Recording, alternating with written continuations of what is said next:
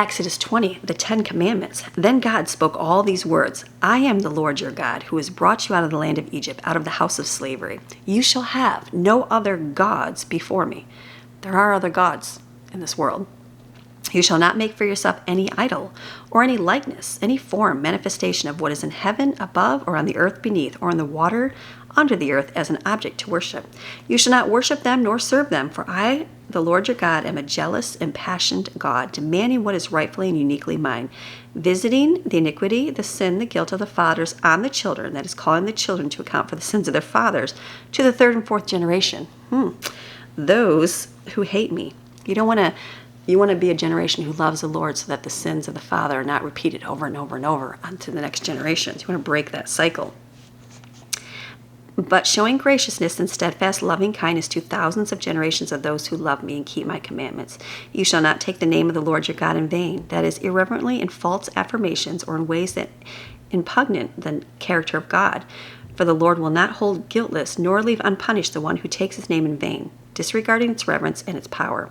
Remember the Sabbath, the seventh day, to keep it holy, set apart, dedicated to God. 6 days you shall labor and do all your work, but the seventh day is a Sabbath, a day of rest, dedicated to the Lord your God. On the day you shall do no work, any work, you or your son or your daughters, or your male servant, or your female servants, or your livestock, or your temporary resident who stays within your city gates.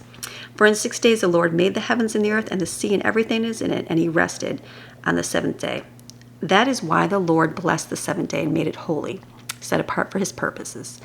Honor, respect, obey, and care for your father and your mother, so that your days may be prolonged in the land the Lord your God gives you. You shall not commit murder, unjustified, deliberate homicide. You shall not commit adultery. You shall not steal, secretly, openly, fraudulently, or through carelessness. You shall not testify falsely, that is, lie, withhold, or manipulate the truth against your neighbors or any person. You shall not covet, that is, selfishly desire and attempt to acquire your neighbor's house. And you shall not covet your neighbor's wife, or his male servant, or his female servant, or his ox, or his donkey, or anything that belongs to your neighbor. Now all the people witnessed the thunder and the flashes of lightning and the sound of the trumpet and the smoking mountain. And as they looked, the people were afraid, and they trembled and moved backward and stood at a safe distance. Then they said to Moses, you speak to us and we will listen, but do not let God speak to us or we will die. It's like they had a fear because God is just so great. Moses said, do not be afraid, for God has come in order to test you and in order that the fear of him, that is profound reverence, that's what we want to have, is the healthy fear, profound reverence for him, will remain with you so that you do not sin. So the people stood at a safe distance, but Moses approached the thick cloud where God was. Then the Lord said to Moses, thus you shall say to the Israelites, you have seen for yourselves that I have spoken to you from heaven. You shall not make any other gods to worship besides me, gods of silver or gold, or gods of gold. You shall not make these lifeless idols for yourself.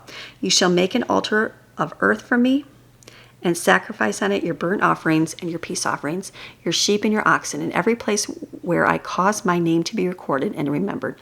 Through revelation of my divine nature, I will come to you and bless you.